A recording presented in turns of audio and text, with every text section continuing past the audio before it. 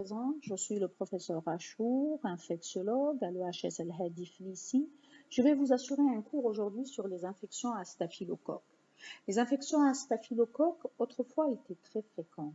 Il est certes que ces 2 dernières années, leur nombre a nettement diminué, mais néanmoins, elles continuent à être présentes dans notre quotidien de travail.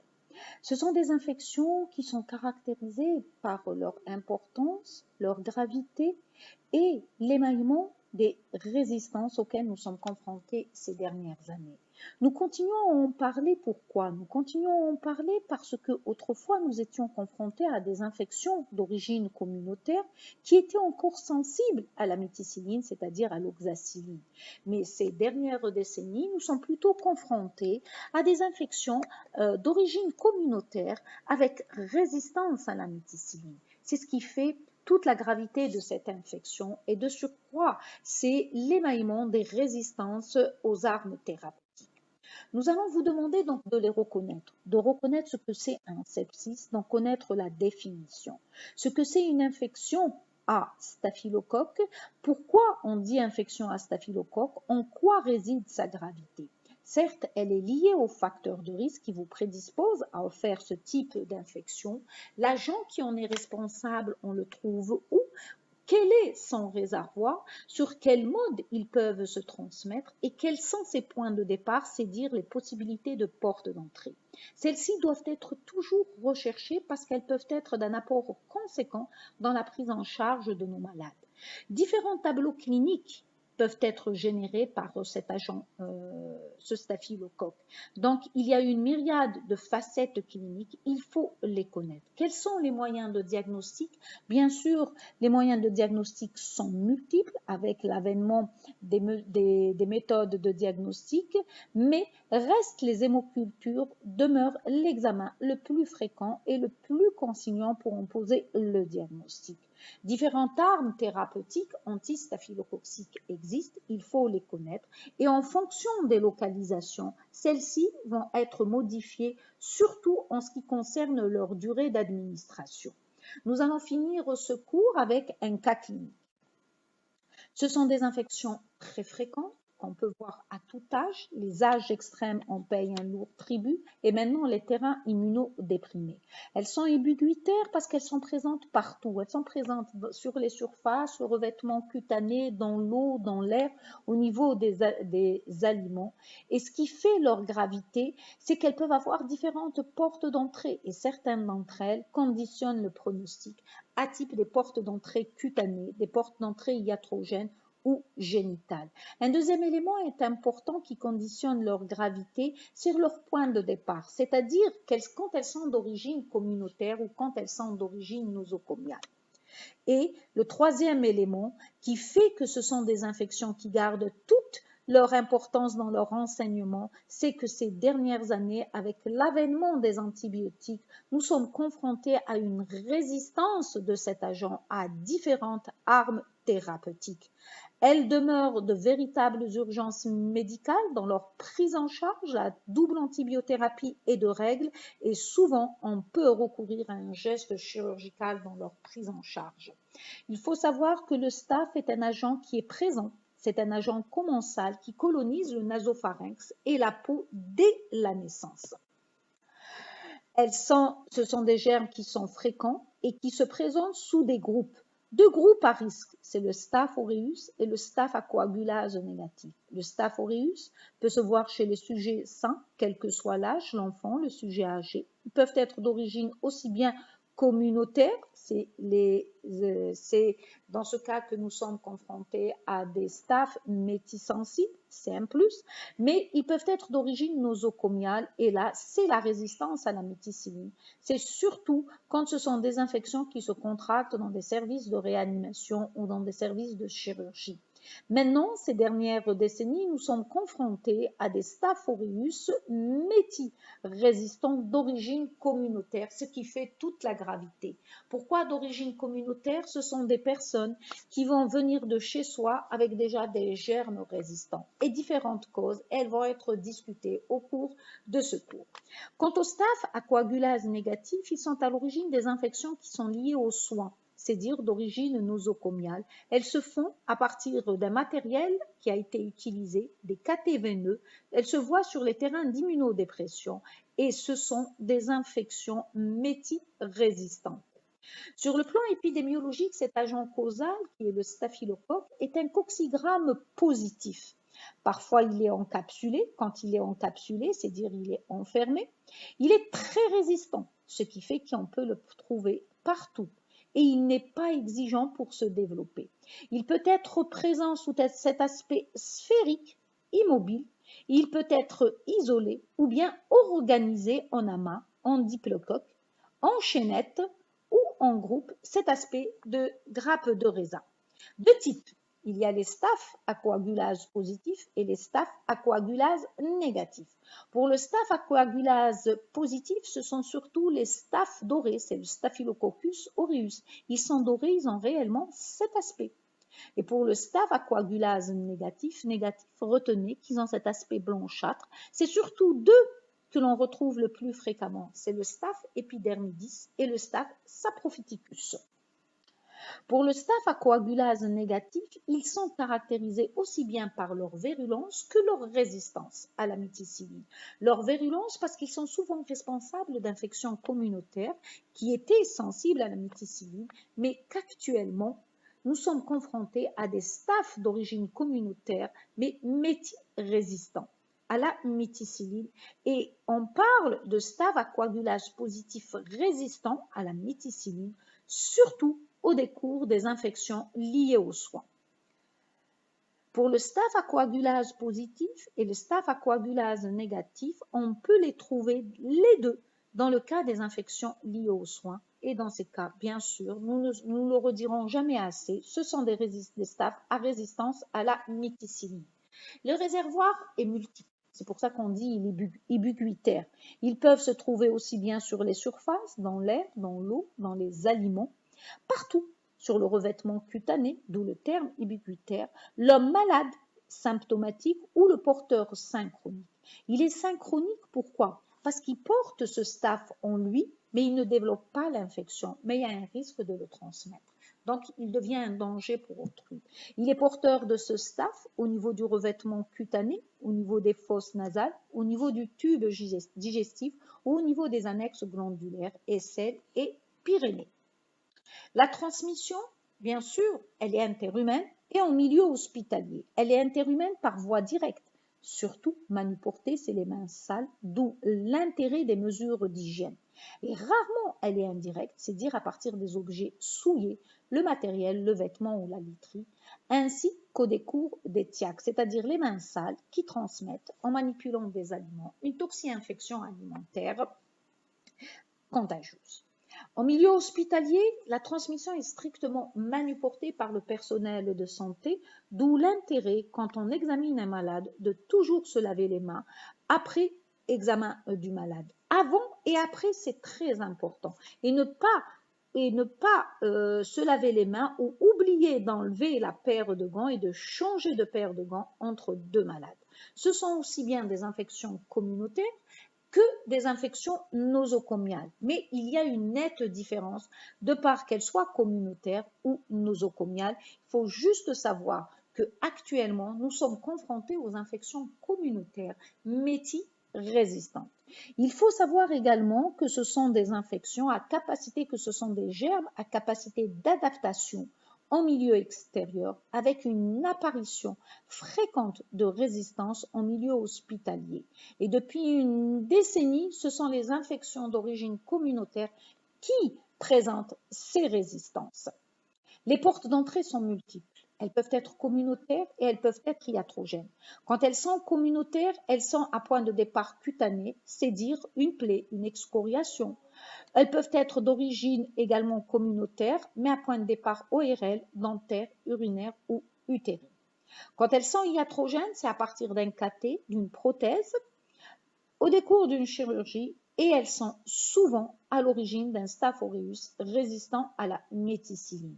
Ces portes d'entrée, leur présence est un plus. Il faut s'atteler, s'acharner au décours de la prise en charge de toute infection à staphylocoque de rechercher le point de départ.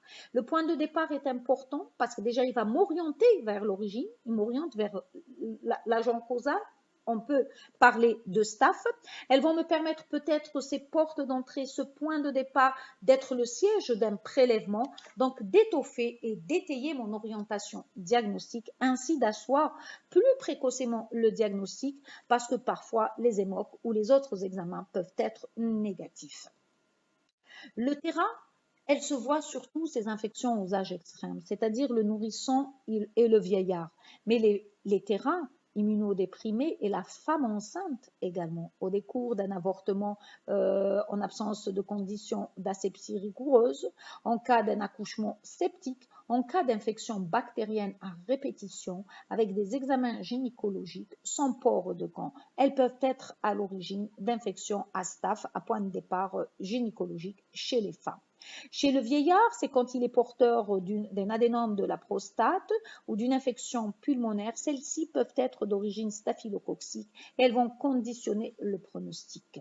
Chez le nourrisson, c'est souvent un point de départ ORL ou urinaire qui peut être à l'origine de ces infections à staph.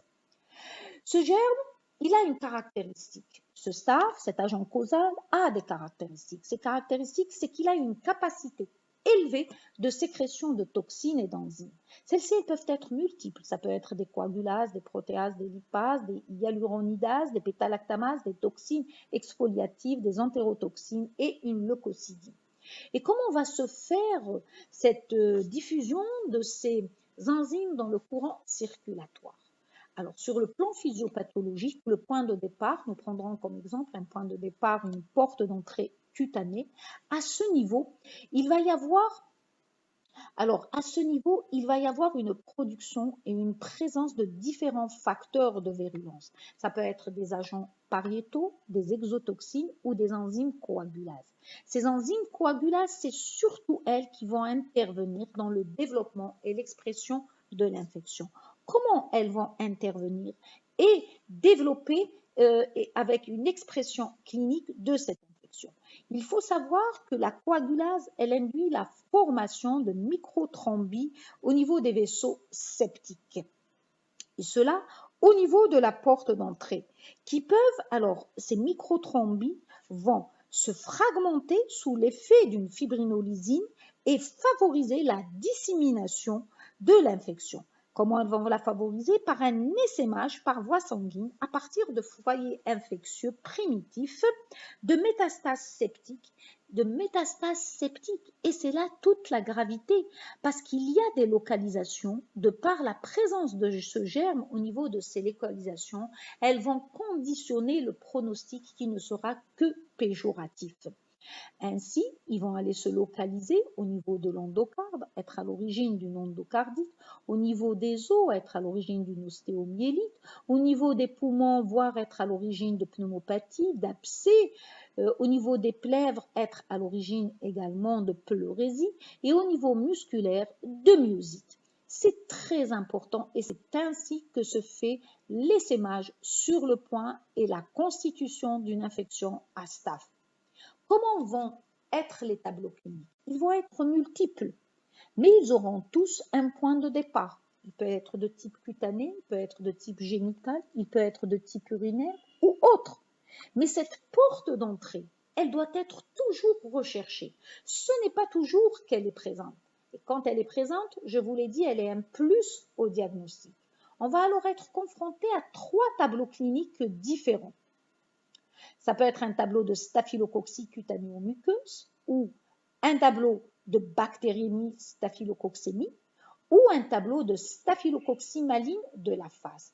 Quel que soit le tableau clinique auquel nous sommes confrontés, il y a un risque de localisation métastatique, c'est-à-dire un essaimage de ces toxines qui vont aller se localiser au niveau d'autres organes et être à l'origine de complications qui peuvent conditionner le pronostic. Nous allons commencer par le premier tableau clinique auquel nous sommes confrontés, c'est les tableaux de staphylococcie cutanéo-muqueuse. Alors, ça peut être un tableau d'un impétigo ou bien d'une staphylococcie du follicule pilosébacé, c'est-à-dire une folliculite aiguë superficielle, voire un furoncle, un anthrax ou un orgelet, ou carrément un tableau de staphylococcie du tissu cellulaire sous-cutané. Pour l'impétigo, le tout va commencer au niveau d'une petite lésion bulleuse. Elles sont en nombre variable. Elles vont se retrouver et se conditionner en amas. Elles seront d'âge différents. Regardez, les tailles sont différentes et d'âge différents. Elles auront au départ un contenu qui est d'aspect clair et elles vont reposer sur une base inflammatoire, comme vous le voyez. Puis, elles vont être caractérisées par leur contenu qui va se troubler en quelques heures. Quand ce contenu va se troubler en quelques heures, si on manipule, si on tripote, si on gratte, la bulle va se dessécher pour donner une croûte de cet aspect jaunâtre, millicérique, très prurigineuse, d'où on va toucher et essaimer ce staph sur le reste du corps. Le siège volontiers de ces impétigos, c'est la face et au niveau des membres. Ainsi, l'impétigo est une dermatose bulleuse. Elle est auto- et hétéro-inoculable, très contagieuse, touchant souvent les enfants. On peut être confronté à une staphylococcie du follicule pilosébacé. C'est des folliculites aiguës superficielles.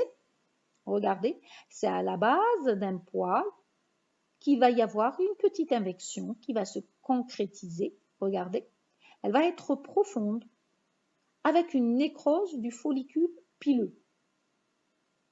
On peut avoir différentes lésions à type de furonculose.